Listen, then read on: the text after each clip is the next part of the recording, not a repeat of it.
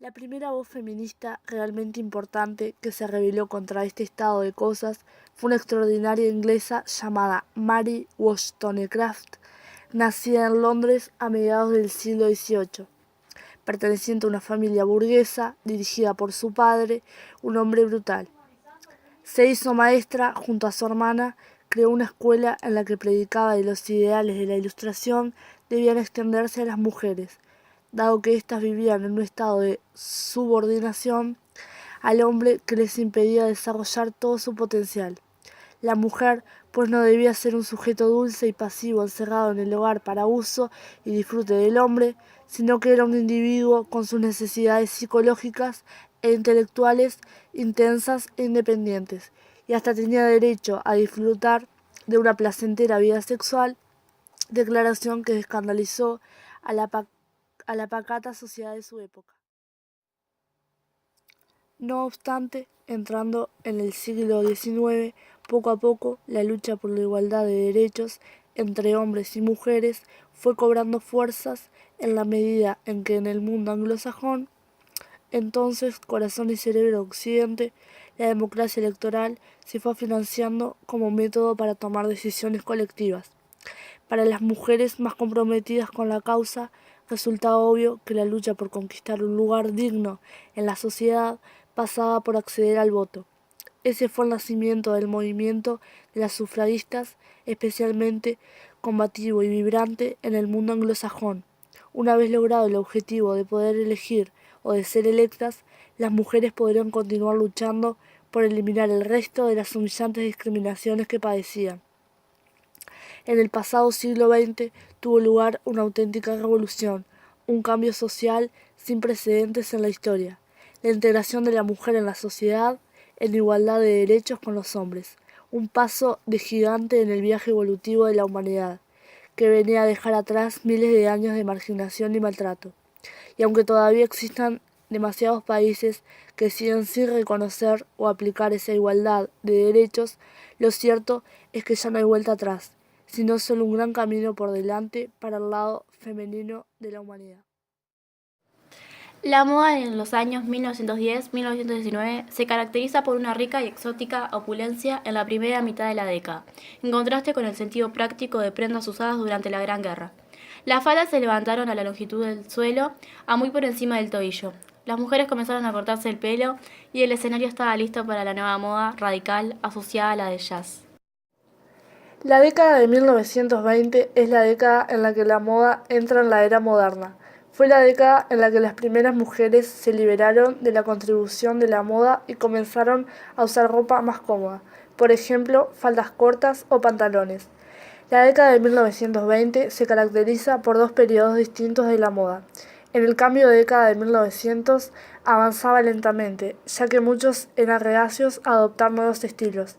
Desde 1925 el público abrazó apasionadamente los estilos asociados a los locos años 20.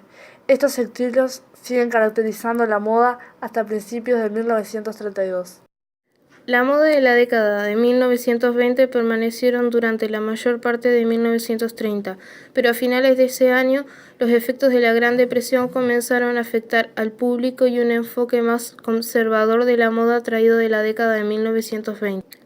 Para las mujeres, las faldas se hicieron más largas y las cinturas fueron devueltas a su posición normal, en un intento de recuperar tradicionalmente la mirada femenina.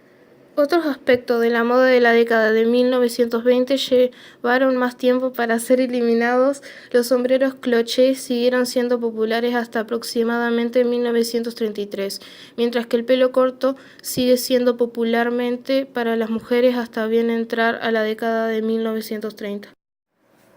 Como los hombres iban a la guerra, las mujeres debían ocupar su lugar en la industria y el comercio. Eso obligó a un cambio en el vestido para adecuarse al medio laboral. Las mujeres comenzaron a usar pantalones, overoles y turbantes en el trabajo. Los diseñadores estaban forzados a eliminar bolsillos extras, dobles pecheras y debían reducir el ancho y largo de las faldas. Esto produjo una nueva apariencia en la mujer. Se acortaron las faldas y los vestidos se hicieron más estrechos combinados con chaquetas cortas. Los largos vestidos de noche dieron paso a vestidos que cubrían apenas por debajo de la rodilla. En los 70 comienza a democratizarse la moda y se abandona el look único, comienza a llevarse varios estilos a la vez. Por un lado el hippie con los jóvenes que rechazan la burguesía y se inspira en otras culturas, surge el look étnico, las melenas, el power flower.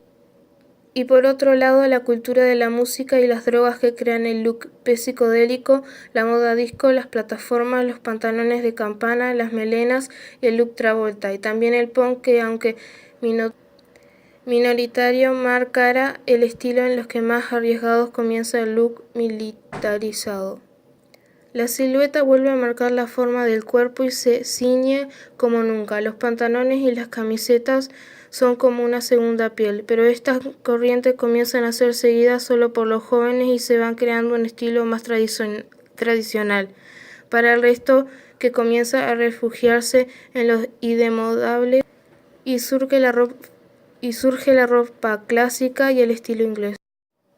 En la década de 1970, la silueta de la moda tiende a ser caracterizada por una estrecha ropa ajustada en la parte superior, una más ancha, ropa suelta en la parte inferior. Esta tendencia se invirtió por completo a principios de 1980, como los hombres y las mujeres comenzaron a usar más flojas las camisetas y pantalones ajustados, bien ajustados. Luego de revisar las modas en décadas anteriores, llegamos a la entrada del nuevo milenio, en el año 2000. Pero lejos de ofrecernos novedades, la moda en realidad fue retrospectiva y ha traído consigo el retorno a décadas anteriores. Demos un vistazo. A principios del año 2000 se impusieron en todo el mundo los pantalones de jean de tiro bajo, las ojotas y los tops. En el caso de los pantalones de tiro bajo, este se popularizó entre las mujeres, pero también entre los hombres. Poco a poco dejaron de producirse los pantalones arriba de la cintura y los nuevos modelos eran a la altura de la cadera o semicadera. En este caso, de las féminas para dejar descubierto su estómago y su espalda.